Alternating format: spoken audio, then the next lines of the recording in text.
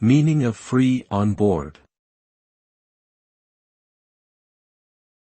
Free on board. Free on board. Free on board. Free on board.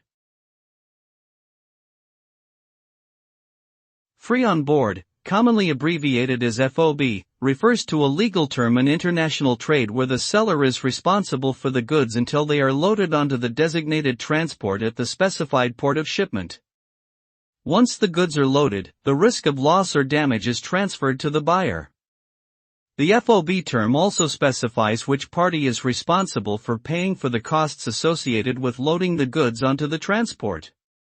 This term is often used in contracts between importers and exporters and can have significant implications for the cost and responsibility of shipping goods overseas.